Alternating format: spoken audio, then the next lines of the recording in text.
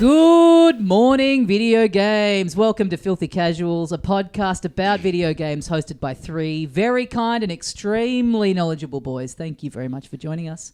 My name is Tommy Daslow, and joining me, as always... Ben Vanel here, and I am just wondering why we didn't save that energy drink review for the podcast. It's a common video game podcast thing. Here it is. Yeah, V's fine. Don't drink them, though.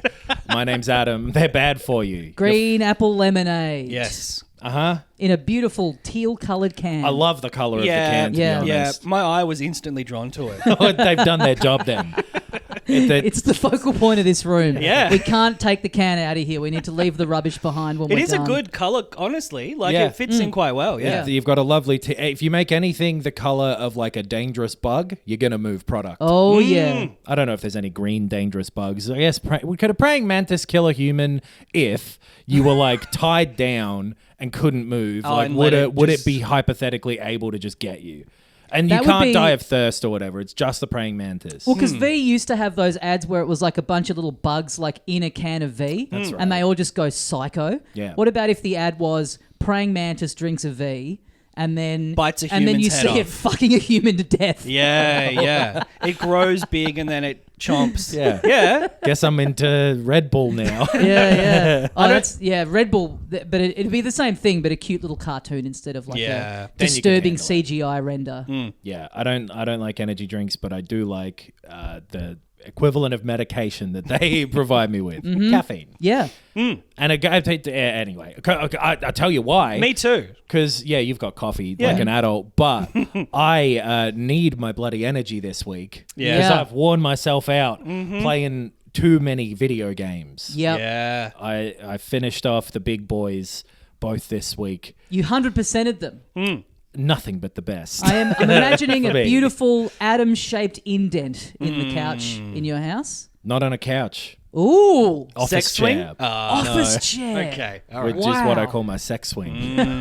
You should get one of those pods. You know, we've seen that people occasionally post them of the gamer pod where you have like food and things and like everything sort of surrounded Yeah, the gamer recliner. chair. No, Yeah. the only way I can feel good Catheter about from the penis, if colostomy I bag. emphasize to myself the fact that I'm doing it for work, Right. then I feel okay about it. I'm in an office chair. Yeah. Because I'm in my office. Hold Yeah. my calls for 3 full days. I'm playing Mario. Well, it was the weekend as well. So. Yeah. Exactly. Look, Freaking weekend. I was pumping R. Kelly. I haven't read the news for a few Yep. years, and listening to Wahoo. Yeah. Done pretty well. I like the new guy. He's all right. He's got a new Mario. Sounds like he's got a renewed zest for life. Right. He was sounding pretty depressed there for a little while. Well, he's probably about, 40 years younger? Yeah, exactly. Yeah. Yeah, I don't know. I haven't seen a photo of the guy yet. His name was like Kevin Afghani, I think. Yep. And he pulls it off. Yeah. Totally He well. does a good job. Mario sounded like Mario the whole time. It would have been cool if they had Charles Martinet for the first bit of the game, and then you get the first wonder seed you get. It's like he's looking around, he's like, oh, the level's exactly the same. But what's happened to my voice? That's the only effect. And it's Okay. permanent. Yeah. That's what they did with Rick and Morty, I'm pretty sure. Yeah. I'm yeah. sure. He says wowie zowie all the time now, which is like a weird new thing to say. I'm not a fan of Wowie Zowie. Do you know what it's it feels a bit like, though? Bazinga. I like Wowie Zowie just because it's just funny that he's just shouting out the name of a Pavement album is funny. Because he's gone to a new country, he's on holiday in the Flower Kingdom. Yes. It feels like he's, when someone goes to the UK for like 4 weeks and they come back and they're like, I had a bloody lovely time over there. Yeah. Well, He's I wouldn't picking up the local understand that. language. Yeah. He's joining in. He's saying wowie zowie. So maybe do as the locals Wowie do. Zowie is like a local phrase. Well, the thing I It's find Flower weirder Kingdom about for it... Wahoo. Yeah. Right. Well, the thing I find weirder about it is I'm pretty sure he only says Wowie Zowie when he turns into the elephant. Which Maybe. that's the thing I haven't been able to work out of like, is there some correlation between elephants and the phrase Wowie Zowie? If I turned into an elephant, I'd definitely let out an exclamation. Yeah. And I'd probably do like a big... try out the trumpet first thing. Nice. Yeah. Or play a song on the trumpet. Holy shit! Get a load of Cole Porter over here. Yeah. Is he a trumpet player? Did Cole Porter? He might have been a saxophonist. He might have been a singer. Or he may not have been anyone, and I've gotten a name wrong. I think. No, you're right though. If you grabbed this fruit and then you turned into an animal, you wouldn't be like, wahoo! You'd be like, Jesus fucking Christ! Quite frankly, and I don't think I pose this question enough. What if Mario real life? What if Mario real life? What would it be like? But you're right, as he transforms... And he had a gun. What if? What would he do? He should be, when he picks up that fruit, what he really should be doing is screaming in agony as his nose like morphs into a giant trunk. Yeah. Like a werewolf in London, whatever. That horrible transformation If process. every time you picked up the fruit, there was like a full 5-minute video that played Cronenberg style of just the most grotesque bones cracking. Every time there's someone turning into it, like the Animorphs books, imagine if you could reprint them, because they'd have the flip thing in the corners of the pages, I believe, where slowly Marco would turn into a gorilla or whatever was happening that month. And he goes, wowie zowie. You stick one of those birthday card things where when you open it up, it starts singing and have human screams play right at the end. On every page. Yeah. I always loved the cover of the Animorph books where they're like person and then animal and there's like a little illustration of like the kind of 6 steps in between. And it's always the middle one where it's like, that's the book I want to read, where they just get stuck looking like that. That's the more interesting story. You could play Spider-Man 2 as well and have some of that. It's been a big morphing into animals week. Yeah. The big lizard is in the big Spider-Man 2. Yeah. Lizzie McGuire. We'll talk about those. Any news to get to? There's some small things. Let's do the headlines before we get into the reviews. Okay. Yeah. Well, like one of them isn't news, but people are...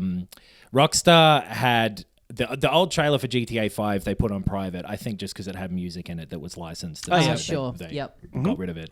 But then someone found another video on their YouTube channel somehow that is a private video right now. And for whatever reason, people are convinced. There's been scuttlebutt about like they're going to show some GTA 6 shit soon. Okay. And they reckon this is that. So it's literally they've seen the thing where you go, it's a grey video with private on it, and they've gone, Yeah. I'm extrapolating from that GTA 6 trailer. If anything... Not another old video? If my experience of running our YouTube channel has given me any information about YouTube, then that video is definitely just an upload where they forgot to put the outro slide on there. Yeah. Totally. Anytime it's like known that something is definitely coming out at some stage, the leaps that people make, it's like, hang on a minute, there's 80% humidity today. That must mean that Rockstar is about to drop a trailer. Yeah. I think that must be the Nintendo Switch 2 announced trailer on Rockstar's YouTube page. Yeah. It's got to be. What else could it possibly be? Because that's coming up, so yeah. They've put out 3,000 GTA Online videos over the last 10 years. Right. It has to be not that. Well, I mean, there will be a trailer at some stage. It very well one could of be these, one of these people has got to be right eventually. We record this a day ahead too, so it might just be there right now. That would be cool. Because Microsoft have like a third-party developer conference presentation thing. Partner presentation. I think that's the full name. Thing, yeah. The partner-presentation. About third party, yeah. That would be great. Coming out on stage. Guys, welcome to our partner... Oh, God. Oh, no. Why are we doing this live? After all the Activision stuff, Phil Spencer's not maybe the first person to put forward anymore, so please welcome Xbox's new representative, Porky Pig. Yeah. We got games, folks. And you stumbled over that intro too. I know. I was already thinking about Porky Pig. You Porky pilled yourself. I'm fully Porky pilled, dude. No pants for me. Pig maxing.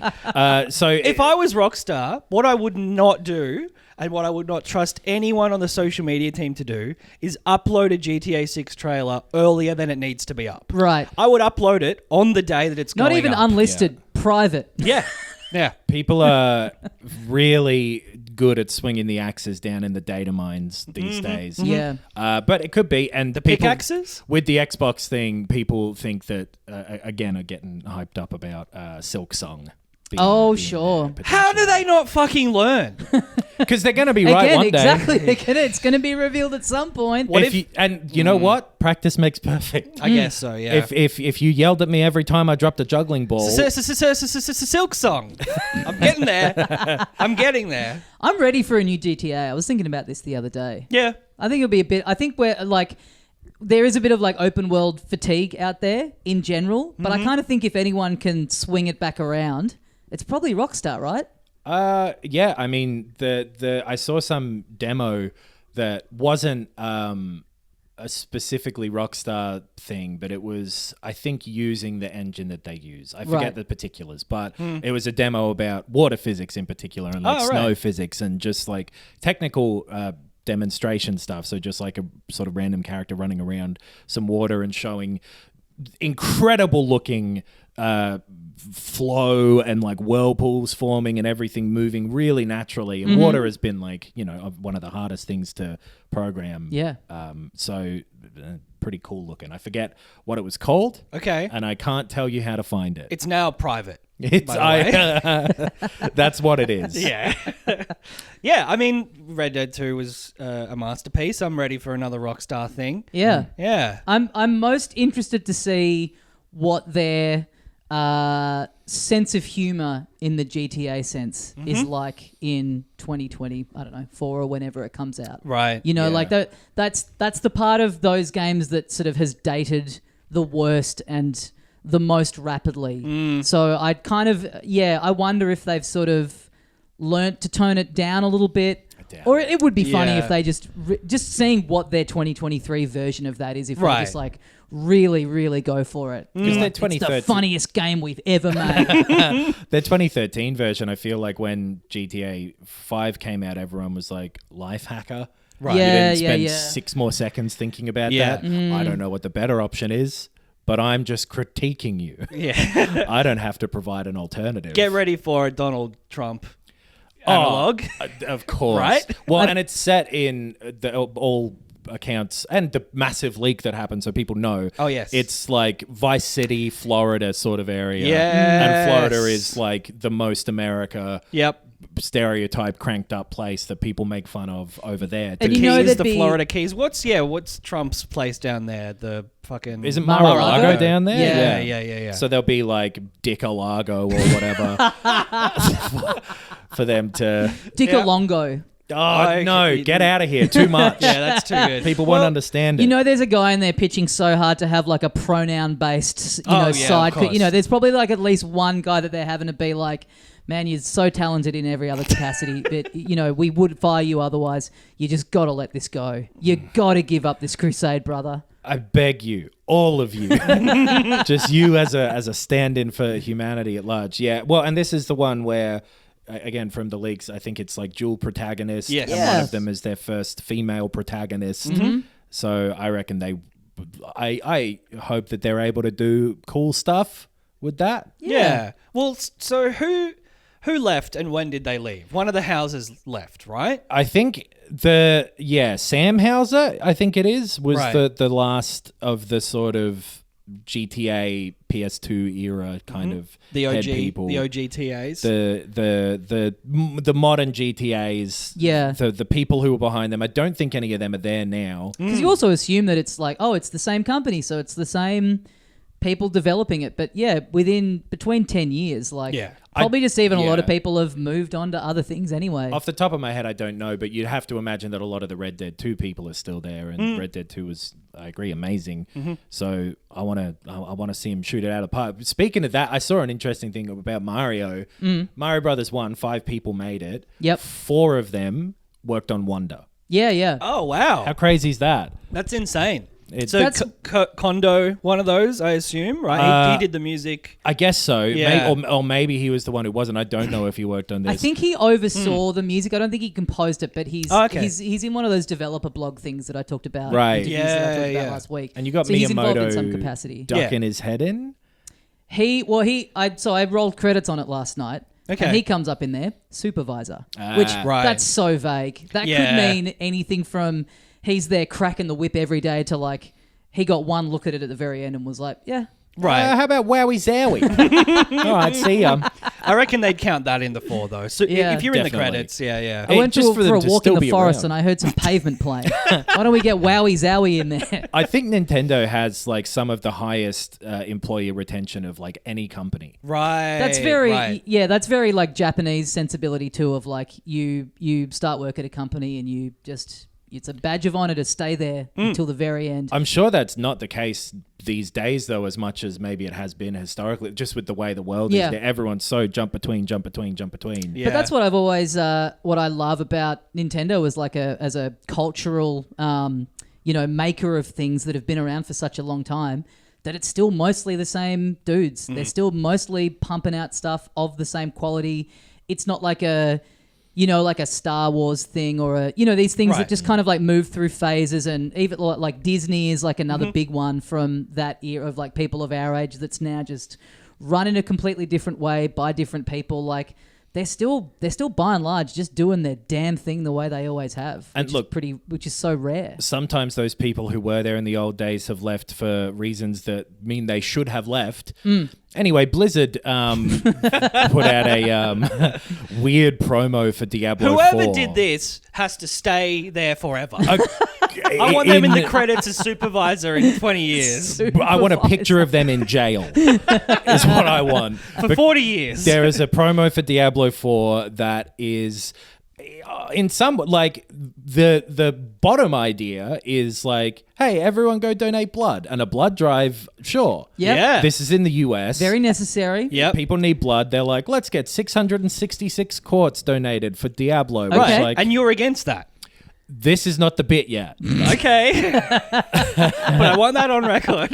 The prize that you can enter even if you haven't donated blood, Right. and can win is a powerful PC. Yep. Lots of all the latest whatever in there. Yep. And it will be infused in some way with human blood.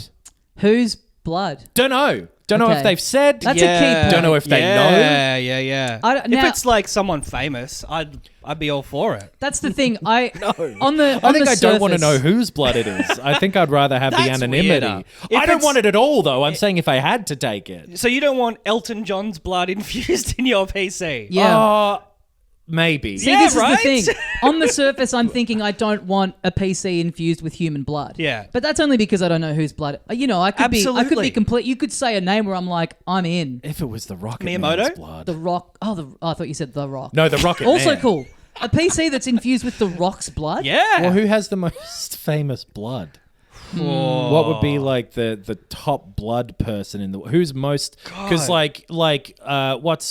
what's the movie with the blood? Like Dracula? the woman who gets covered in blood, Carrie. Oh, yeah. But That's that was like a famous. pig's She's a blood, fictional wasn't it? person, That was too. pig's blood. Yeah, That wasn't her own blood.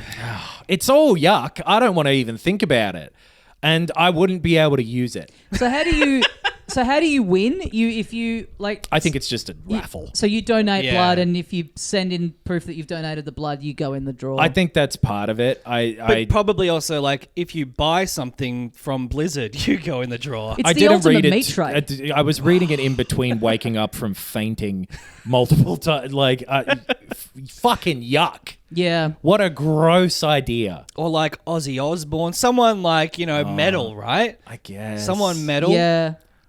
No. No one's blood. Mario. Bram Stoker himself. Oh yeah, little We've like still got it on fire. yeah. Just in case. Yeah, I mean, it's such a... Because, yeah, I mean, just donating blood is a good thing to do. It's very, it helps a lot of people. And, you often get like a little KFC voucher at the end. Sure. Do Like, you? That's enough reward for me. get a little like gummy worm or something. I'm only just recently allowed to donate blood here because I still am from the UK, and mad cow disease. Yeah, right. Was a part, and there's heaps of people for a bunch of stupid fucking reasons who can't donate blood. So I wouldn't have been. I don't know, man. I don't believe I'm ever allowed to donate blood, Yeah. unfortunately. I think All Keep that spitting at the bareback blood sex people. I had with Freddie Mercury. I think I'm the only person who's been allowed to donate blood for their entire life. That's awesome. Yeah. And Well, how often have you done Congratulations it? on your new PC. So what's the next topic? It's just so creepy to have blood in your computer. To me, Yeah. I had not seen this story until you brought it up. Have people been Has this been getting backlash? I It's think just it's gotten exactly what they want. Yeah, which exactly. Is people going like, it's been memed. This is so weird. This is Yeah. creepy. We're feeding into it completely. Yeah. The media release went out, and all of the journalists were like, "Oh, great, something to fill the space." Right. If it was People like are a mad famous at this competition. They're out for blood. Oh, has that been? If that's not been a headline, then everyone should be fired. Yeah. Put them all in jail too. Yeah, if it was someone's like famous person's blood that's no longer with us, and How then could it be and then someone who's dead? and then if you get it, you could potentially Jurassic Park him, bring him back to life. Oh, yeah. That's an incentive. Dolly the sheep's blood. No, you- That I would get. Finally, we get to Yes. bring Dolly the sheep back to life. you're playing God here. Yeah, if it was a dinosaur's blood, I'd definitely do it. No, I'm playing Command and Conquer You're on meant to my be new playing Blood PC. against God. Well, you can only Firing play up Command Bloodborne. and Conquer. Yeah, so that's fucking weird. Yeah. But hey, you got. Is it clear? Can you see the blood when you're sitting there? I don't know in what capacity the blood is in there, but I assume it would either be in like gonna see if the I can paint on the case, Yeah, or yeah. in the coolant. I'm picturing I'm picturing a possibly- monitor that's clear at the back, like an old iMac. Oh, like a that's and lava it's just lamp. and it's like a lava lamp. I assume it's a speck of blood. I'm picturing something that looks like you'd pick it up in that kind of weird back corner of Granny Maze. Because there's probably like I'm sure there's an industry around like wedding rings and shit like this that you can infuse with blood. Oh yeah. So it's probably that in some way in some of the metal in it somewhere. Yeah. I I'd have guess. to assume they've just said the weird thing about it is they've emphasized that it's a liquid cooled PC. Yeah. And then they've said, and it's infused with human blood. What Okay. liquid? What liquid? It's not in the liquid coolant. I reckon they've just done that for like the imagery. That would be crazy. Yeah. Dude. that would be crazy. That would be a step too far. Pay attention to the lizard and you'll understand why you simply cannot cool things with blood. Blood is designed to be heated up. Oh, okay. Yeah. Pay attention to the lizard. Yeah. Well, speaking of paying attention to the lizard, Okay. do you want to talk us through a bit of Spider-Man 2? We can do that. I paid attention to the lizard was one of the rogues gallery of villains you got in a game that I really enjoyed. The follow-up to the fucking so many Spider-Mans they've been able to put out. So Insomniac are ridiculous. Yeah. Because they've had Spider-Man 1, Yep. Miles Morales, Ratchet and Clank Rift Apart, and this in the space of 5 years. Yeah. Which is nuts. It's insane. It's crazy. And yeah, the level of quality, they're all like good AAA games. Yeah, Like and they're launching pretty polished, like not There buggy. are some bugs with Spider-Man but 2. not one There's of these a ones spider where in it's it. like, There's a second spider in it. There's Oh, I think Scorpion. that's it. Yeah, there is a scorpion. Yeah. Get over here. But no, I've had like nothing massive, but other people have had more massive sort of Right. things I've seen. had a couple of things, and I thought because I bought it physically and just like copied it over and played it straight away, so I don't know if there was meant to be a patch. They did Some say like texture things being very like not current gen. I I saw think like they did say Twitter- please do the patch. Yeah. Yeah, okay. I saw on Well, Twitter they had a big thing about the day one patch that was specifically going to fix a lot of stuff in the tutorial. Yeah. which Okay. Seemed a weird part of the game to have. Yeah. needing a Unfinished. day one yeah, patch, Yeah. yeah. It's a very over the top, like big budget. The part of what I enjoyed about this game is it is like a real big spectacle. You've got a few things in there that are like Uncharted kind of levels of like set pieces that really worked for me. It's like a big momentum-y action game with a story that like is just constantly like setting up the next thing for you to go do immediately, which I enjoyed about it. I thought the writing was fine for it. Like I didn't have a big problem with it at any point. I've only done the beginning so far, but just the intro tutorial thing I thought was great. Like throws you in, is teaching you how to do stuff or reminding you how to do stuff if it's Right. been a while since you've played the previous ones, been a while while. being this like pretty big set piece, like the kind of fight that you would think would be like almost an end boss, like this Right. gigantic like Godzilla-sized thing that you're fighting that looks really cool and is like, yeah, not just oh, okay, I'm just in a bank taking out some guys. Like Yeah. it feels like a substantive, like, set piece kind of thing. It's got some real like God of War type stuff in there. Yes. Like huge, really impressive. The fast loading stuff in this is so fucking impressive. Yeah. Where like you weirdly don't unlock fast travel in an area until you've done a certain amount of like side stuff in there, which is a bit That strange. was odd. And I think, there's a level of like open world bloat to it, of like a lot of mechanics, a lot of things to upgrade, a lot of like that thing. But yeah. I ended up enjoying doing all of that stuff, but it does get a little repetitive, some of it. Sometimes you are doing like, there are like sort of 5 or 6 different types of thing to go do, and then there's one in every burrow. Even within the first 15 minutes or something, you do a quest as Peter Parker where you have to get this little drone thing and fly it through some rings. Who? Peter Parker, he's just a kid. He's just this kid. Yeah. Is he Spider-Man? No. He's just this kid. Tommy meant to say Spider-Man, and he was thinking about a young boy instead. Yeah. As I often am. Absolutely. I'm going to do some Googling when I get home. Don't. But you do this little, you do a little quest thing where you have to fly a little drone through some rings, and then you switch over to Miles Morales and you do basically this, Yeah, it's the exact same. Yeah, fly the drone through the rings. It's there like, are some that like you have to do as one or the other, but like you say, it's a dual protagonist thing, and that worked really well for me. Yeah. They play very similarly, Peter and Miles, but Miles has some electric powers that I forget why he has them, but he just does. He got struck by lightning spider. Yeah. Radioactive PowerPoint. Yeah. And he like they play similarly, but they both animate differently. They look different. They all have so much like they've got interesting separate kind of stories, but then the interplay between the two and the story about them and their like relationship throughout the game, I found really good. I liked it. It's like this story about like being a Spider-Man. Yeah. A spider bites 2 separate men. Because Peter's whole thing is like balancing like, I want to be a person, but also I'm the Spider-Man. Yep. I've got a girlfriend, but I don't spend enough time with her for her to move in with me. That story about like responsibility and like burnout and that's... With and, great like, power. Comes huge fun. That's what I've always said. My irresponsible Uncle Ben died. He told me with great power comes heaps of pussy. Get out there, kid. Tear it up. Go sow your oats, brother. But it worked for me, and like Miles has an interesting like story about like resentment. And they, yes, and they're both trying to be heroes. And if you know enough stuff about these Spider-Man characters who are in there and the villains and stuff and whatever too, you kind of know where this story's going from the beginning. Yeah. Yes, it's very...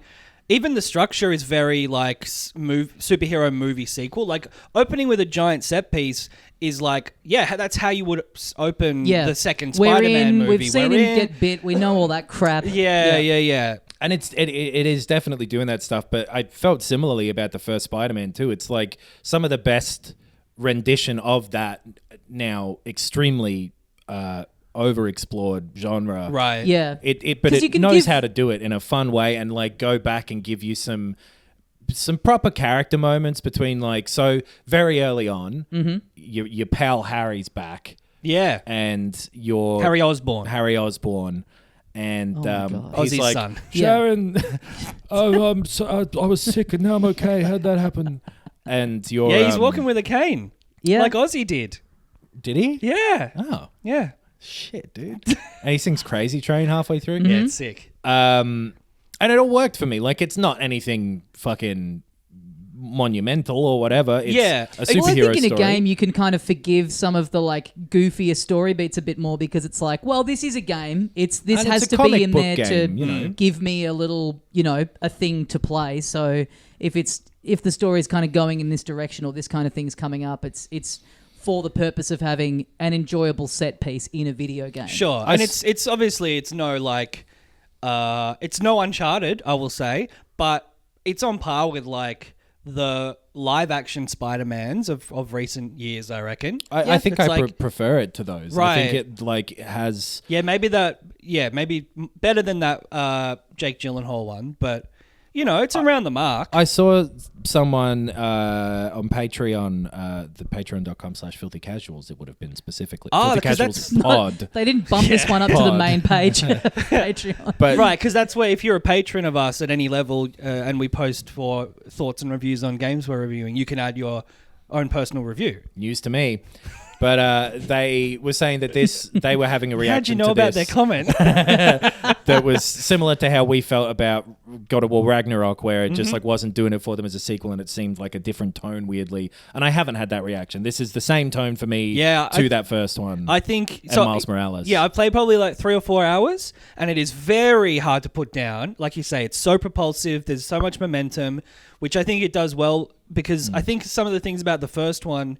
And Miles Morales, which I never finished, the getting sort of like dropped back into the city and being like, there's a mugging over there, just kind of took me out of the momentum of the story. Right. I think it's done a lot better of a job at keeping me invested. There's something happening for every next beat, every Yes. time you get dropped out of. And part of that is because you're swinging back and forth between Peter and Miles, which again, really worked for me. Yes.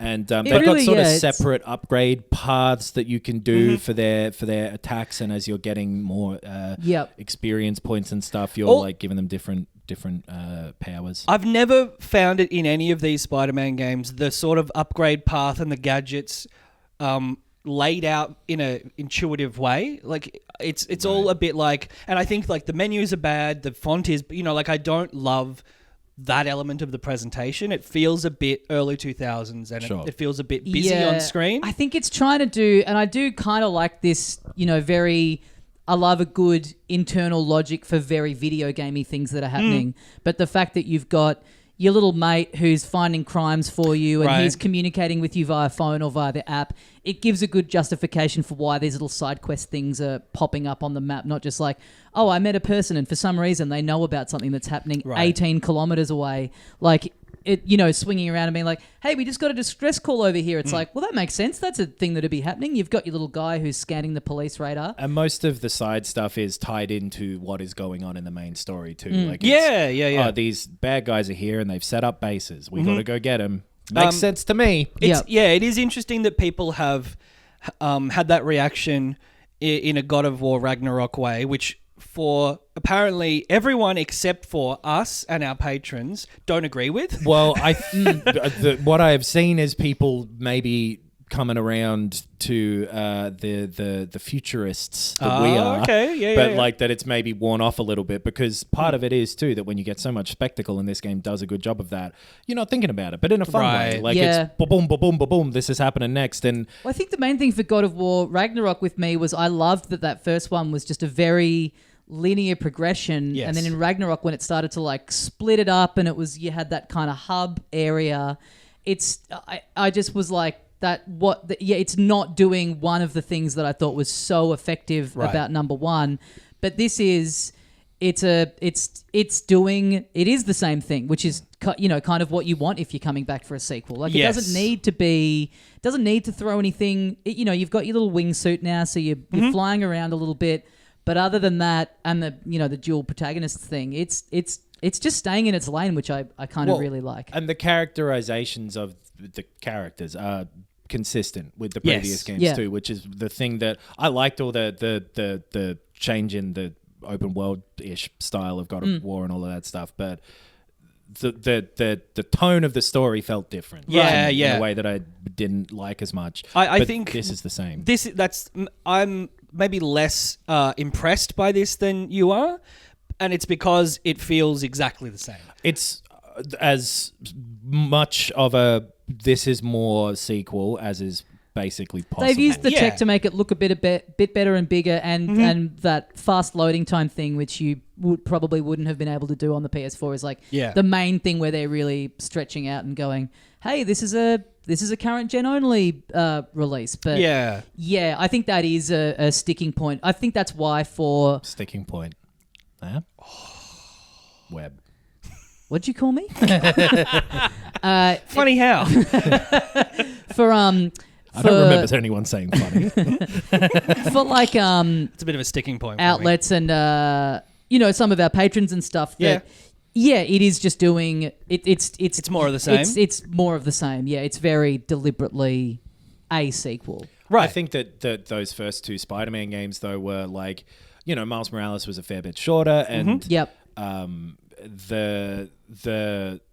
There hasn't been so much of it that I'm sick of it yet. No, totally. I think it's like, and there's been a million other Spider-Man games, but for this trilogy at this point, it's like, why would you change something that 90% of people who played it loved it? Because and this is a bit of a middle chapter too. Like it's not, so there's gonna be more. Yeah. And again, it's like the people that were really into Ragnarok that we heard from, right, were like, I can kind of see what you're saying about the story, but at the end of the day, this combat just feels fucking great. And it's the same. And again, it's like it's an open world game. It's not really trying too hard to do too much more, but swinging around a big city feels awesome.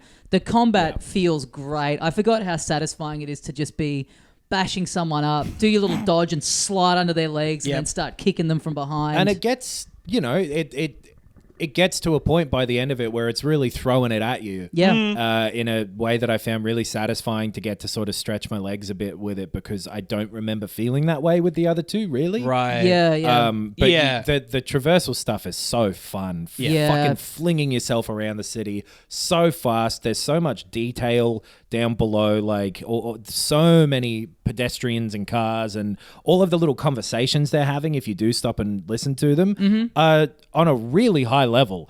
I think that's where I give it a bit of a pass for not iterating too much, is that they're pretty locked in. They've got to use these characters. They've got to hit these beats. It's got to be in New York. They're pretty limited in like what more they really could add here. Like it's not like they have, Ratchet and Clank, they had a bit more of a blank slate to go, hey, what can we do? How can we blow this up? But they're, by virtue of you doing a licensed thing, that does kind of lock you in a little bit. And it's I like that they just went, he can fly. And everyone's going to have a... That'll do. Everyone's going to have a different point where they hit a wall with like how much they're enjoying that, but I just haven't hit it yet. Because, more of the same, everyone will have a different size bucket that gets overflowing at some point. I think the reason that I don't love these games in this franchise is because I don't like Spider-Man, really. Right. And it is like, it's full Spider-Man. The tone is very Spider-Man. It's all like, oh, shucks, I'm just a Quippy New York... teen. And it's Hey, can't we just talk about this? Right. Whoa, what are you, the fucking mayor? Stuff like that. So funny. Yeah. A lot of puns, a lot of... A lot of like... how come you guys didn't invite me? You had a party without me? Yeah, Mary Jane being like, hey, I hope your first day seemed a bit busy. I guess tomorrow will be a bit more quiet. And Peter being like, a bit more quiet. Yeah. The stuff of like J. Jonah Jameson having a podcast that like Spider-Man listens to. He also both sounds like Spiders, Alex Jones now. He does. Yeah. And I like that both Spider-Mans call each other Spider-Man. Yeah. Right. Like the sort of camaraderie between them and where the story takes that stuff, I think works really well for, like a comic book story, but that I think is basically what I like out of a comic book story, where it's like, dude. They're Spider-Man. This shit's fucking so crazy. It's silly. It's a video game and it's about superheroes. Like it doesn't matter that there's 7 million followers of this bizarre cult. Yeah. It doesn't have to make sense. They're all the strongest soldiers in the world. Who are they? Fuck you. Yeah. They're from comic books. I love that when he's like, it's time for me to go to the greatest hunting ground on earth.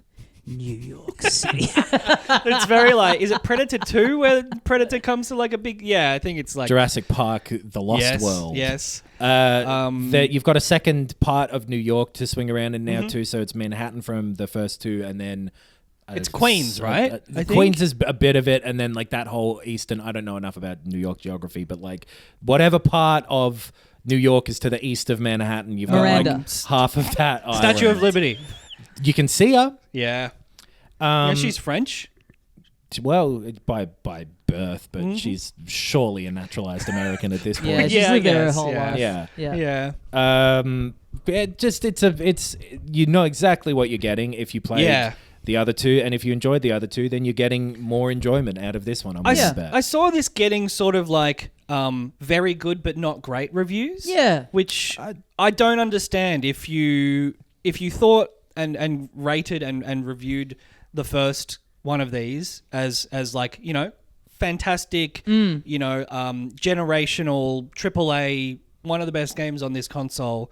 Surely this one has to be the same. Like, well, yeah, not to just like talk about other reviews, but IGN people were a bit like, they gave it an 8, and a big part of that was that it's got a lot of, in their eyes, a lot of open world bloat where the side missions are a bit, and it's kind of funny to me when that affects the score of a game, because to me, like, side mission stuff is kind of optional. Like, it's there to, it's for if a you're completionist. loving it to fill out a bit of extra time. It's like, I kind of think like, judge it on the, because like, I went and did all of that stuff too, and I don't find it to be at the point where it's bloated. Yeah, it's in a this bit, game. or more just like they were like, it's a bit uninspired, but it's like, I mean, there's only so much you can do with optional, you know, side stuff in an open world game. Some of the side stuff is like really cool too. Like the more like, God, I want to find a word that's not bespoke.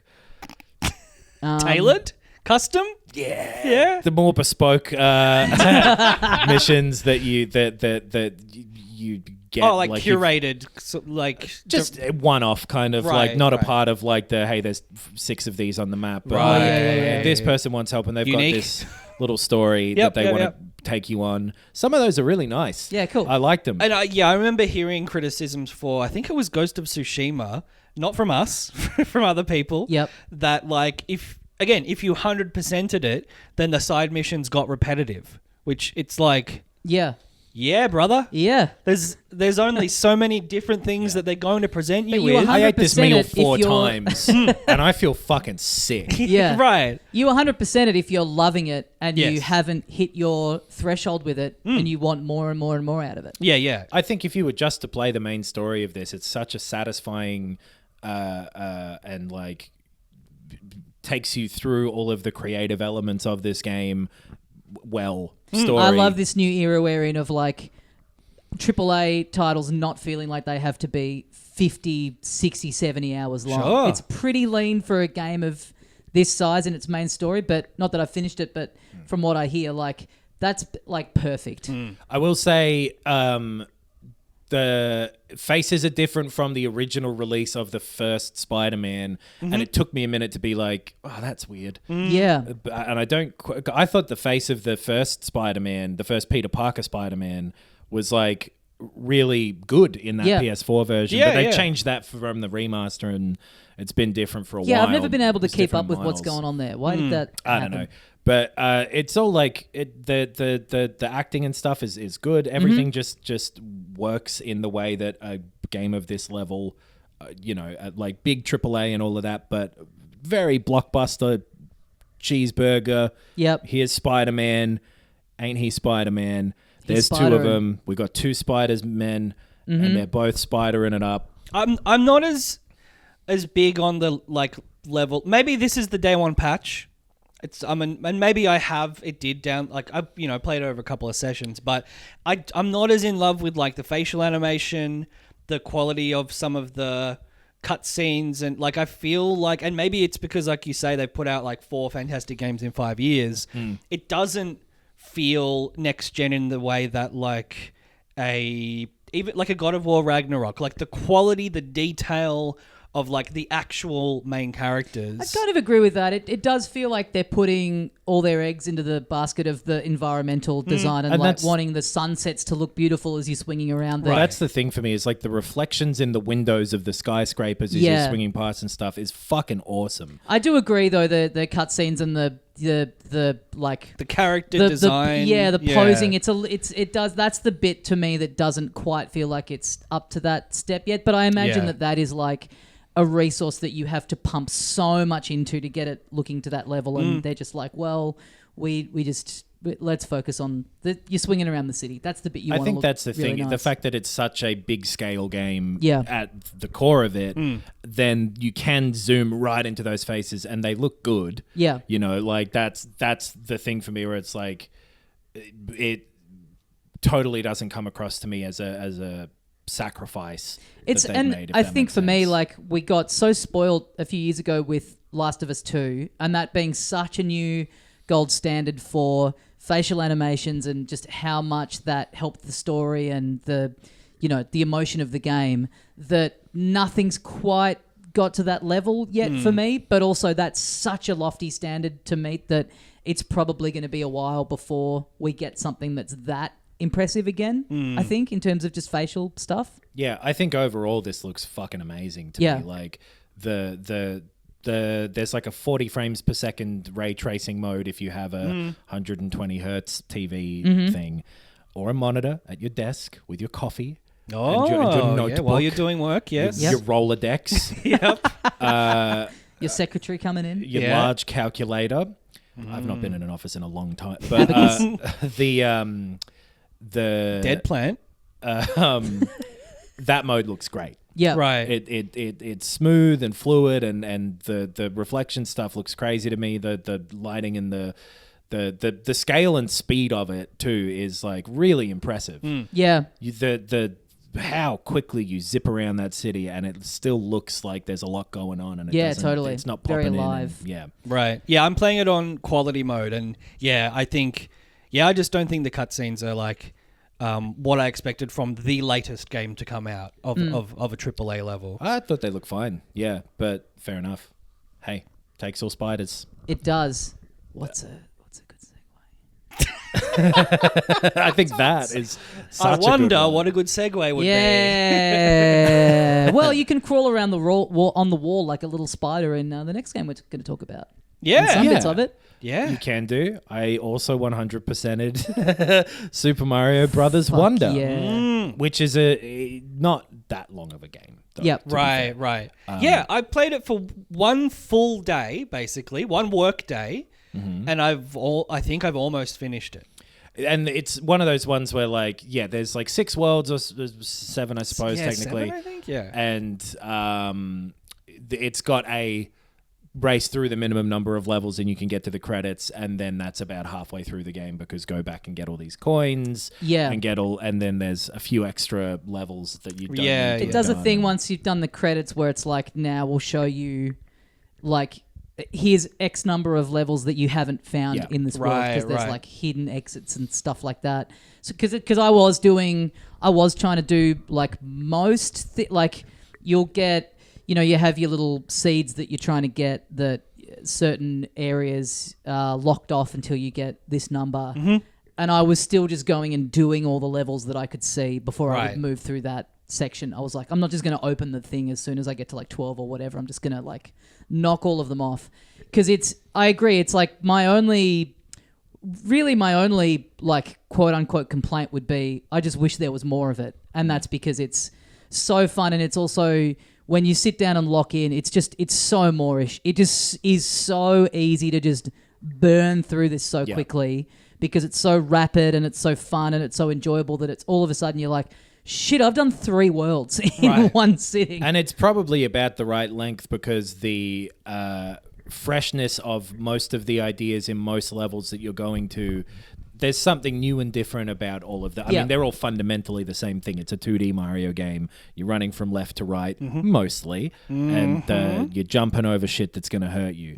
But especially with the Wonder Seeds, which are the thing that I didn't understand necessarily before it came out, like how much I'd enjoy them. It basically, when you get to one of them, or the Wonder Flower will transform the level into doing just a fun thing. It'll give you some, you'll turn into a different thing and have to move in a different way, or the level will change in some way, or there'll be some silly, strange, fun idea that will happen quite quickly, you'll be done with, and it'll move on to the next thing in a really satisfying and, like you say, Moorish way. I really enjoyed playing this. Yeah, and I think like the level of design in it, where in the last kind of few 2D Mario games, it's been each world might have its own theme, that they kind of had reached this point where they weren't even reaching that far with their ideas in those overall world themes, but then every level within that world would just kind of look basically the same. It's like, this is the ice world. These 8 levels just all look like you're in the ice world. But in this, even within the different theme levels, the levels are all, even within the different theme worlds, the levels are all quite different and distinct to one another. A lot of them have some different gimmick to it. Yeah. So you go into the level and it's interesting to see, oh, I wonder what's the little thing that's going on here. And then you get the second level of that of like, there were ones where I would get to the end having not found the Wonder Flower. And I would immediately just go like, well, I got to go back in and do it again. Like I want to find the flower and see what the weird thing is that's going to happen. And all of that stuff I found really like well laid out and designed, where everything was like a good level of like sort of hidden, but there are enough clues everywhere that you can figure out pretty happily. Yeah, a little boulder will be rolling down, and it's it's glowing. It's got kind of like stuff coming out of it. One pipe will clearly go a bit weird or whatever. And some of the stuff that they've done new in this one, that those new Super Mario Brothers games didn't tend to do as much, is strange ideas that I haven't seen in a Mario game before, where suddenly like, oh, you can push this thing that you've never been able to move or whatever. Yeah. Well, they talk about how they were... So this is the same team that has made all those 2D ones, the new Super Mario Brothers games. And they talk about how they were a bit tapped out. So they roped in some of the 3D Mario people to be like... Because they were feeling like, well, why are these games the ones where the weird, inventive stuff is happening? So they kind of got these guys in and they approached it like they were making if we were making a 3D game, we would go for it a bit more with this and we would try and experiment around with this. Yeah. So why aren't we doing that with it has the 2D ones? A lot of the feeling of the 3D World games, the Land and World in particular. And then also like the 2D Mario like skeleton is still the main thing. It is a 2D Mario game, but then has a lot of what I would assume to be ideas that they've gotten from seeing what people made in Super Mario Maker. Yeah. Big time. There's a lot of sections that are like, oh yeah, that is a fun idea. Yeah. Well, inspired we should by... have this level be fucking shit. There is one that is... I felt was directly inspired by all those ones where you basically just get on a conveyor belt. Yeah. Right. There's a which there's obviously more platforming because a lot of the Mario Maker ones were like literally like just watch this. Yeah. But there was at least one Rube where I was Goldberg like, machine, they've taken that idea and they've made more of a platforming challenge out of it. And exactly. It's like they've got the freedom to completely change the mechanics of the game if they want to have like something cool happen that wouldn't be possible in a Mario Maker. There's a sick one, and I don't not to spoil like all the fun things. I'm avoiding talking about anything specific. There's one thing where, and I think it's a flower effect, a wonder flower effect, where the level has the top level of is water, and the bottom half of the level is air. Yeah. But the physics are the same. So you run along the ground and then jump and then you're up in water. Like it's just... oh yeah, that's really smart. And it does them quickly and then it doesn't repeat itself to the point where you're like, okay, Mario. And some of these effects could just be a whole game. Like this has been in the trailers, the Wonder Flower, where you're all of a sudden it's like an isometric view and you're running along the wall. It's kind of top down. You could do a whole game out of that where it's like you're changing the perspectives and that's the whole mechanic for the entire game. But it really does feel like they've not only been inspired by the kinds of levels that people were making in Mario Maker, but also just the very existence of those games where people were saying a lot like, well, they probably don't ever need to make a 2D Mario game now because they've got this service where people are pumping out their own levels and you've just basically got this infinite Mario game. So why bother ever making a new one? And their response to that is like, okay, well then, in that case, we can't just have some nicely designed levels. We've got to do stuff where we fuck around with gravity and do all this like, bombastic stuff that just isn't possible to do in that. If that exists, then our next thing has to be so beyond the realm of what you can do in that game. Exactly, because if it's like the best designer making a Mario Maker level who then also has access to be able to make a bespoke element for the level. That's your favorite word. It been spoke a few times this week. It really works, and it's fresh and lively the whole way through. It certainly is lively. So one element of this game that I believe to be objectively true is that it is incredibly charming and the visuals that's interesting. Are fun. Objectively true. And I hate all of the little flower guys being like, hey, there's something that, like, it's really giving me God of War Ragnarok, the head being like, Oh yeah. why don't you go over there and solve that puzzle this way? Like, it's very hand-holdy, this game. Yeah, I thought I would hate him. I thought he would be a bit like I just assume it's like the one flower. You but it's run like, past talking flowers. Yeah. I thought that would annoy me from the trailers. I thought it'd be a bit like, Marvel humor.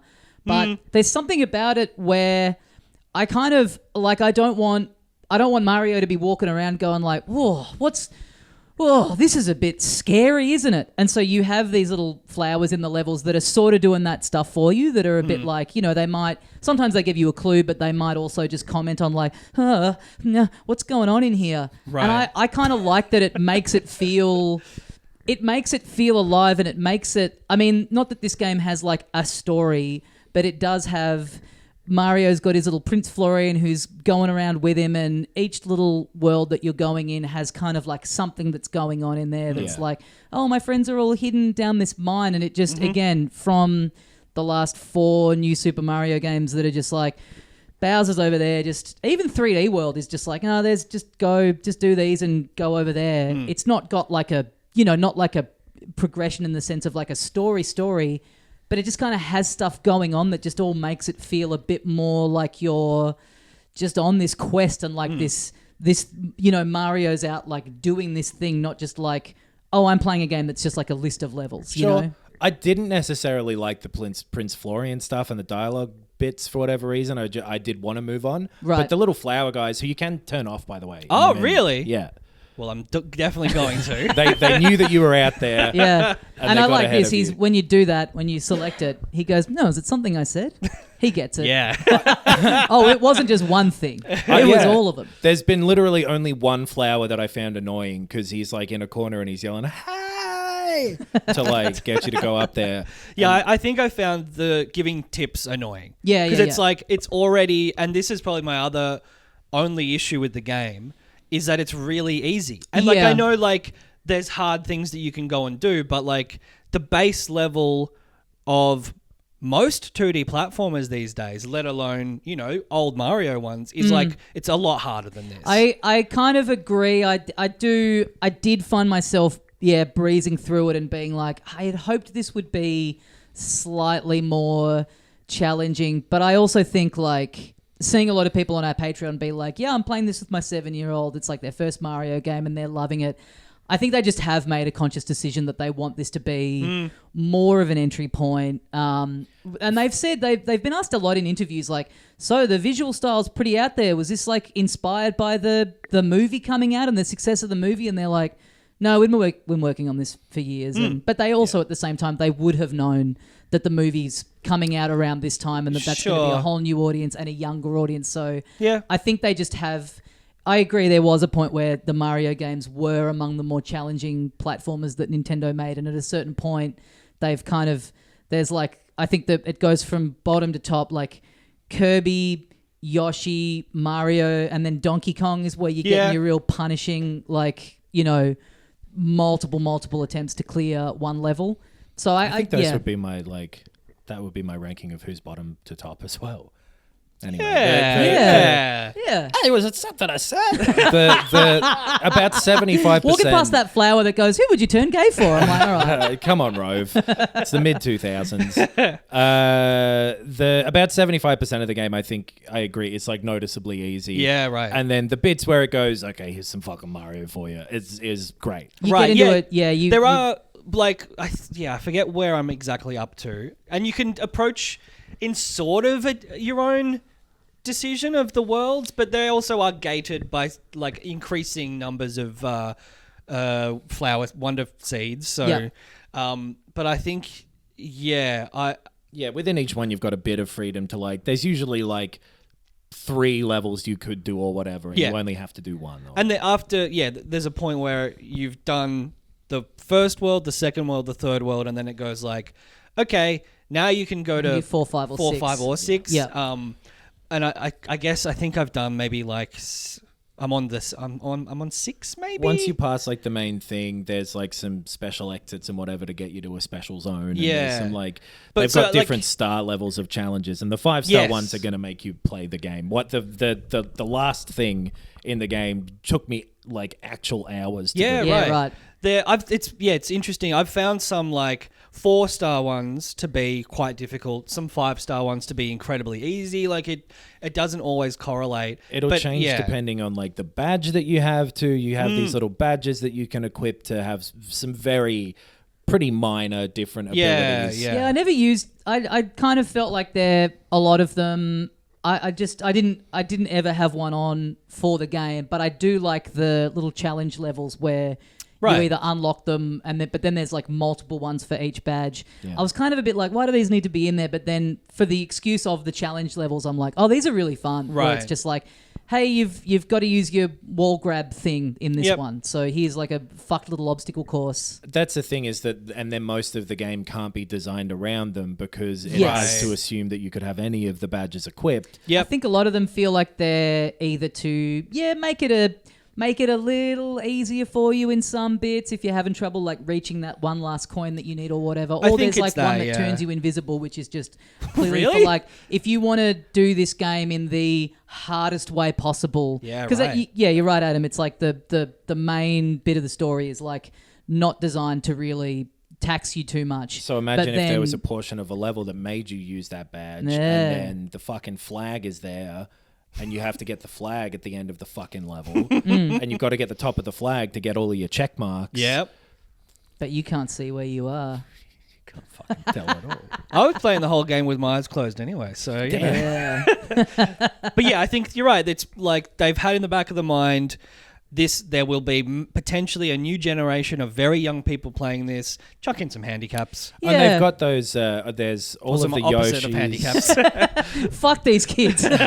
all of the Yoshis and Nabbit Oh, is yeah. the other character. Are Who's like, is Nabbit from another thing? I think he's from The Legend of Zelda: A Link Between Worlds. Oh, that's weird. I know he was in Maybe the there was new like a Super little Mario rabbit Brothers guy in that. U. Oh, okay. I didn't play that one. Yeah, the Wii U one Right. had like levels where he would pop up and you're just basically trying to chase him down. Oh, okay. Yeah, I And can't kill remember if it was him in that Zelda game or not.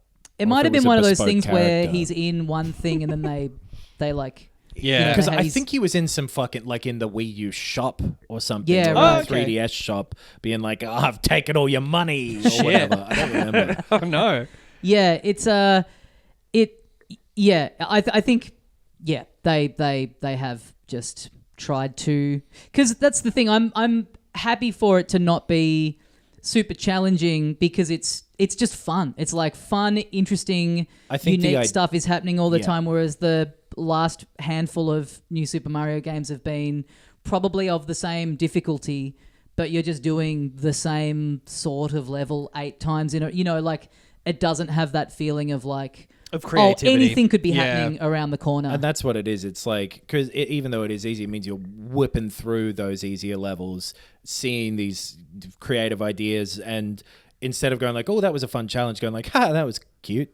Is the reaction I had to a lot of it. I think visually it looks great. I think I am as well. Yeah. I think it'll be a bit more forgettable though because of that. There is a level of like, of like I'm loving Lies of P, and it's punishing and it's creative and it's innovative, but I am so satisfied by overcoming the challenges. Whereas Sure. this, it's fun and charming in most parts and creative, but it's like I said, I almost played the whole thing in one day, and it's probably not going to stick with me in Well, the I way that think- something else might. I think, as usual for you, you'd love the back end.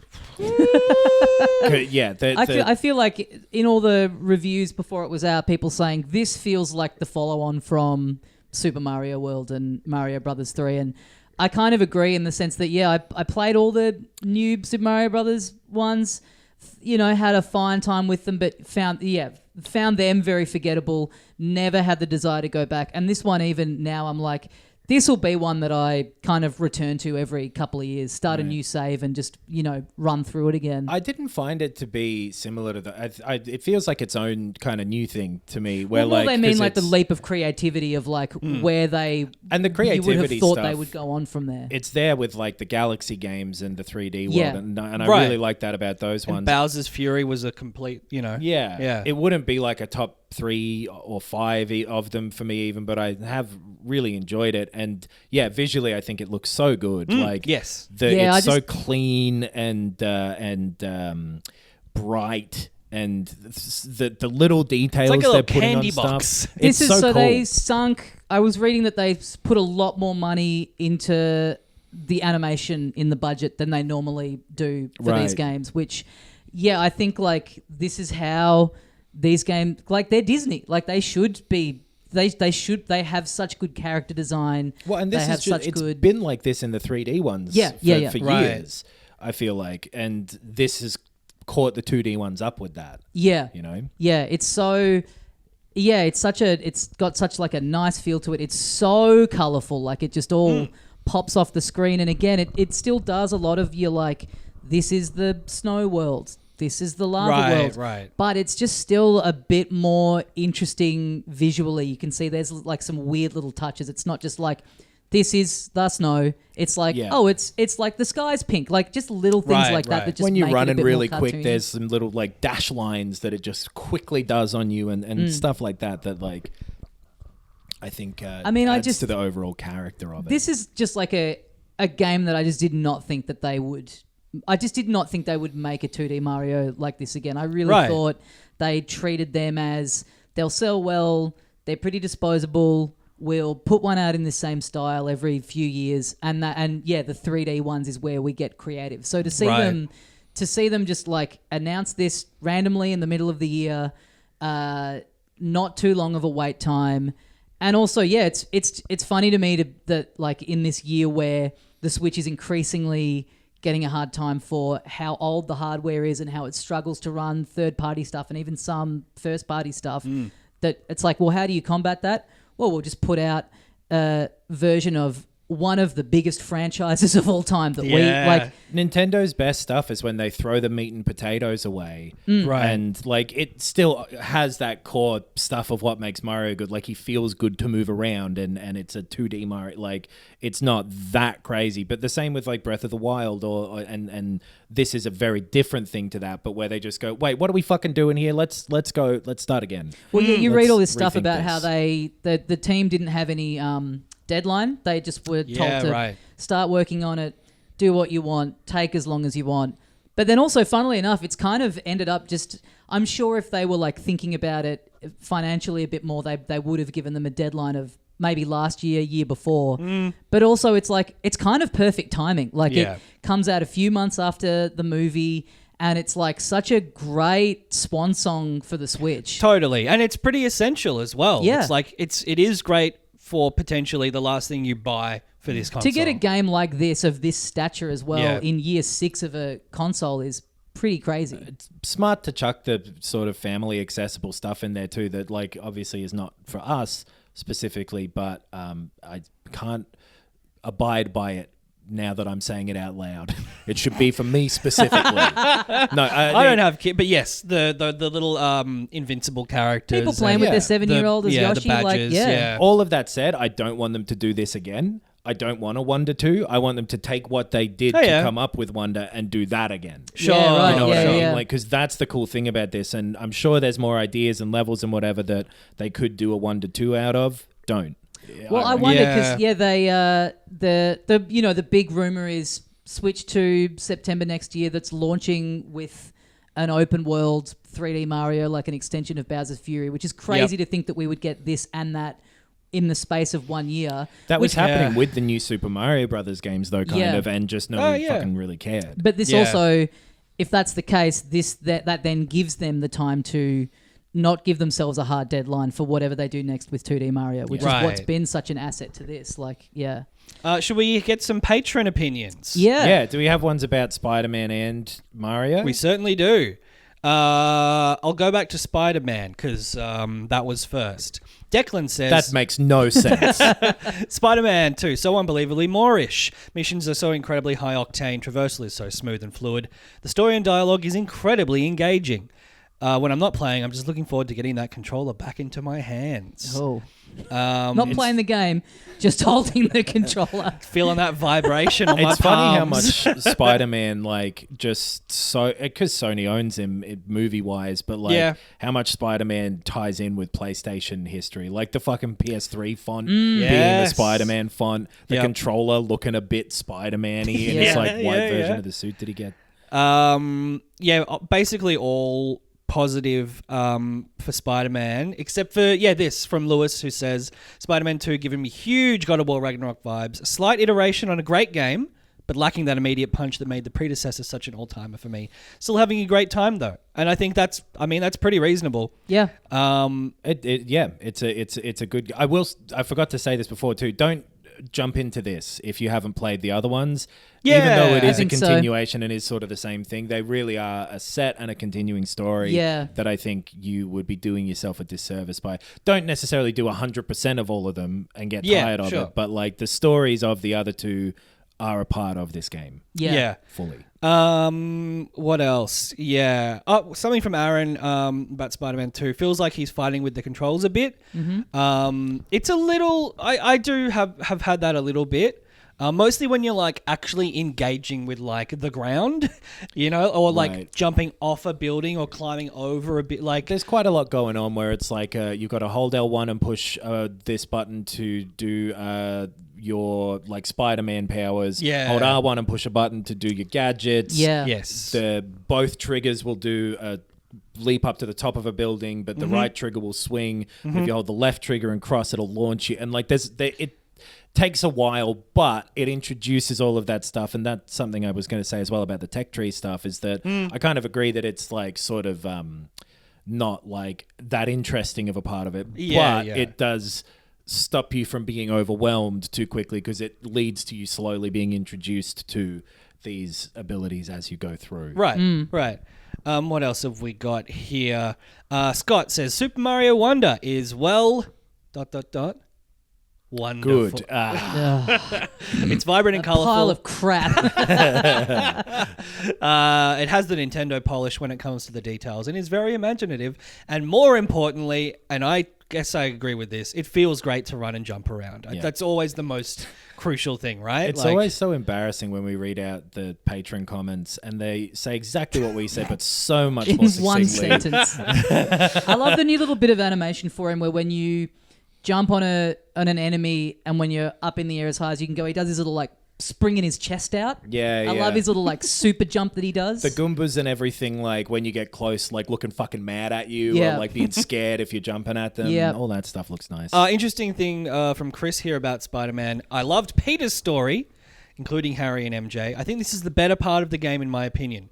In the first act as Miles, I was so sick of playing him and just wanted to get back to Peter even though I probably enjoyed combat as Miles more.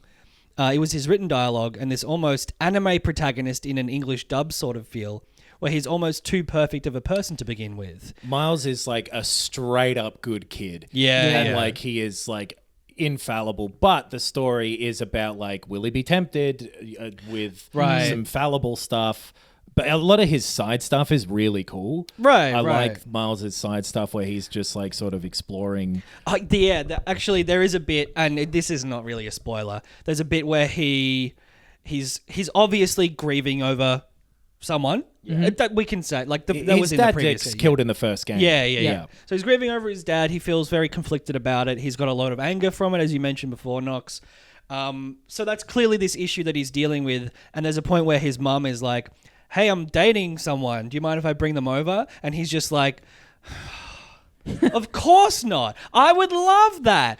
Anything for you, Mum, where it's a bit there could have been a moment of conflict there that would have interested me. And instead he is the perfect person. Right. He'll maybe he's pushing himself to be too perfect. Oh, okay. Maybe that will be an element of the game as it goes. But it's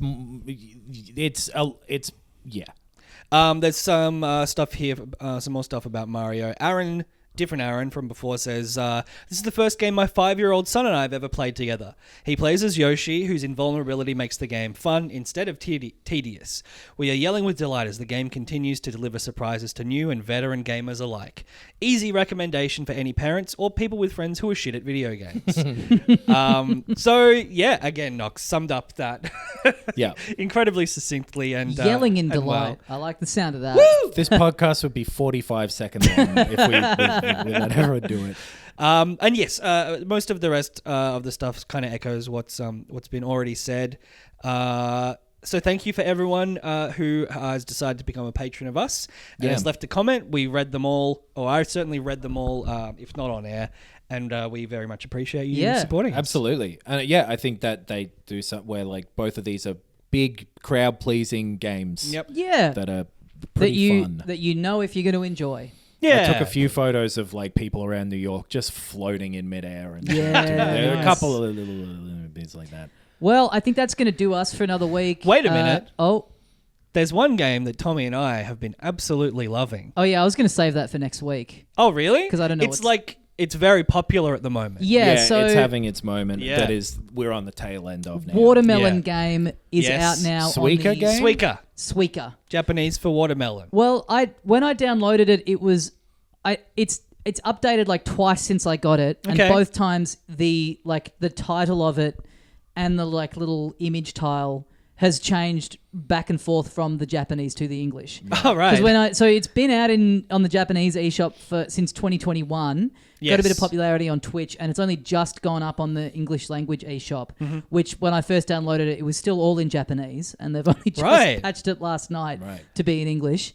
But it's $4.50 on the eShop. There's also a free browser version that you can play. That's the only version I've played it. Right. Yeah. I would recommend dropping the $4.50 to have it on the Switch because controlling it with a controller is a bit better and it looks a little nicer and it's got music and everything. But it's a match game where you are getting little bits of fruit. Yes. And if you match two of them, they turn into a slightly bigger fruit. And I think there's like maybe 8 or 10 evolutions. Maybe even like 12 or something. Because it tops out at a watermelon. Cherry, strawberry, grape. The little thing with the curl in his hair. I don't know what fruit that is. Cherry, strawberry, There's like a pear at some point. Yeah, that like might be an orange. Pear. There's a mango, Pear, I think, orange, shows up. Apple, lemon, lychee. Right. And then lychee to pineapple. Right. Pineapple to melon, melon to watermelon. Right. And it's like 2048 or that sort of thing where 2 plus 2 makes 4, 4 and 4 is 8, 8 and 8 is 16. Yep. Or like the last game that Yuji Naka developed before being jailed for securities fraud or whatever it was. Which was this sort of game has existed for a while. Like this is just one that's popped off for whatever reason of like physics-based balls being thrown into an arena, and those balls will match and get bigger, and then also create problems for you by unpredictably physics. The space they take up, or you can, you can sort of wait out a bit and be like, that's sort of slowly tilting, and I think it's going to end up knocking that one that's on top of it down. Drop below. one on to bop something along. It is Tetris. It's a bejeweled match game, and it's that. But it's not locked onto a grid. There's they're in a physics bucket. Yeah. And you won't just be getting the base cherry. You'll be getting some of the earlier ones to drop in, which will have different weights. So maybe you want to drop them and knock this one over that way, like bowls or whatever. I think you only ever get up to like the orange, so you get like the first 4 or 5. Like you never get like the big ones. But right. So and I've got randomized, and you don't know what's. You know what the very next one that you're dropping is, but you don't know what's coming after that. That's the other thing on the Switch one. You know what you're dropping, and you know what's next. Whoa! Oh, that's a huge change. So the two changes I want. $4.50 justified right there. I want that and the ability to, like modern Tetris, put one in to the side for a while and then bring it out. You know, you've got that square. Because sometimes you'll get one that just randomly fucks you, and I don't think that that's fun. Right. I am just playing it on the browser on my phone, so I'm going in blind with each turn, and I really like it. It's hard. It's definitely harder, but I'm enjoying that The fact that challenge. I'm you've not got, being like frustrated by it, like thinking it's a flaw. I'm thinking like, oh, this is tough. 'Cause But when I you're also getting probably closer to will getting that enjoy playing watermelon, the That's Switch fair. version. It just makes me like not that invested in it because I'm like, well, if it's random at some point, then I don't care. Yeah, right. You know what I mean? Like, Yeah, but there is also, you get that little strategy of like trying to group everything over to Yes, one side, totally. or like, maybe if I drop this little one down here, it's going to like dislodge that and push it over. Which I've done a thing a couple of times where I'm like, oh, okay, I can see this one that's coming next is going to be really helpful, but the Right. one I have to put down first. So what I'll try and do is I'll try and put that on top of this bit so it rolls down and then very Yeah. quickly drop the... It's Right. never worked out, but in theory, it would be a great strategy. But yes, like the first time I played it is like, still like I think the second best I've ever gone at it, which was Yeah, like pure classic. just like okay, whatever, I'll take whatever is thrown at me. And then probably the best time is having that approach of like, okay, so if I've got an orange here, then I've got a grape there, then look, if I get another grape, then I'll have two oranges, boom, I've got a big whatever. Or I'll and so either I'm waiting for the next big one, or I'm like, if I get the next one's a smaller version of that, then I'll put it there as well, because then I can build up to matching with, you And yeah, strategize in a lot that of times kind you way. have like two of the bigger ones that you need, but they're just on opposite ends, and you're like, Yes. I could have planned this out a little bit better. So Yes. is this the first one of this type of game? Like obviously like 2048 and stuff are similar, but like of the dropping things into a bucket, physics matching together, blooping together that you guys have played, would you say?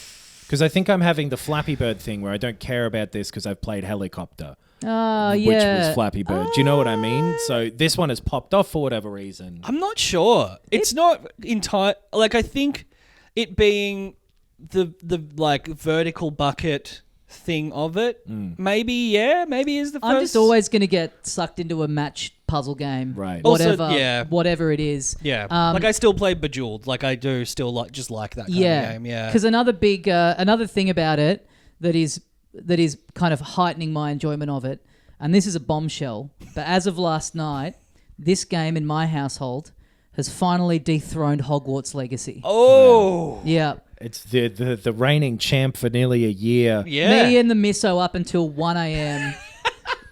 playing the watermelon game. Wow. Because I just was like, hey, get a load of this. And thinking that she might just go, this is the dumbest thing I've ever seen. Mm-hmm. But then she was like, because I was just playing it the first time, and I was like, yeah, so you go. And she's like, you have to get a watermelon for me. I have to see the watermelon. And didn't do it first. And I'm like, do you want to... Have you gotten a watermelon? Yes. I've gotten a watermelon, yeah. I haven't gotten a watermelon, but I also have not played that much I of want this. to know Right. what happens if you get two watermelons. Yeah, me too. Actually, Something's maybe gotta it's... happen. I think it's Yeah. maybe not possible with the screen real estate That's to true. The then bucket's fill up only so enough. big. Yeah. yeah. But she is absolutely hooked on this fucking game. It's been a viral sensation. Yeah. Like it is, and it is the perfect casual game. There's nothing you need to know about it or any skills physically. Totally. It's one that of you those need. games that you can imagine seeing, when you see like this cat figured out how to play a game on an iPad. Yes, Yeah. totally. It's that. I genuinely was joking about that last night, getting one of those like accessibility controllers. Yes. For Cupid. For my dog. I was like saying to Lauren, do you think we could teach Cupid how to play this game? Oh, He knows that a cherry's smaller than a grape. I think he could figure it out. So dogs can't eat half those fruits though. Yeah, they wouldn't- Grapes make Yeah, dogs sick. true. Yeah, they it wouldn't might look- make him scared. If But it maybe was, it's like a nice fantasy for him. there needs to be a I'm doggy. never going to go to the Mushroom Kingdom. Doesn't Maybe. stop me from Yeah. liking Mario games. grapes and chocolate. I guess I'd play a game about mixing poisons. Sure, but if there was like a version with like doggy treats, Yeah. steaks, Ooh. stuff like that. I Yeah. mean, I also play that game. Yeah, you add two schmackos together. Yeah. Turns into a can of chum. Oh, Yeah, nice. Two chums makes a something valuable in the house. Yep. right. Yep. My homework. Yeah, But yeah, watermelon game. You can look it up. There's a free browser version. Yep. Yeah, the Switch version's $4.50, and it tracks your high scores. Does like global leaderboards and stuff too. yeah, nice. Which is cool. Yeah, That's going to do us for this week. Guys, head to patreon.com/filthycasualspod. Yes. If you want to get involved in the discussions that we have about all the big games that are coming out. That's right. Or watch this on video. And watch this on video. You get a bonus show every week that we do. Yep. Every Friday we put out our reviews of movies and TV shows and stuff that we're watching. We're going to be talking... Killers of the Flower Moon. Yeah, we're talking Marty. Tomorrow. Big Marty style. We're going to be talking as much as the woman behind me in my screening of it was. Ooh. Oh, yes. Okay. Yeah. Had a couple. Anyway. filthycasuals.com.au for the links to everything that we've got going on. Yeah. I've got some dates in November coming up. I'm doing Perth, Hobart, Sydney and Melbourne. If you go to tommydaslow.com, you can find the tickets for that. Check out our YouTube channel for the video component of the show, and also all the previous videos and stuff that we've done are on there, Let's Plays and all that kind of stuff. Oh, yeah. Check it all out. Guys, thanks very much for listening. We'll see you next time. And as we say here at the end of every episode of Filthy Casuals. You know how in the UK they call David Bowie David Bowie? Mm-hmm. This is my impression of Mario in the UK seeing David Bowie. Holy fuck, it's David Bowie. I'm Italian. Yeah. Yeah. Why would I say Bowie?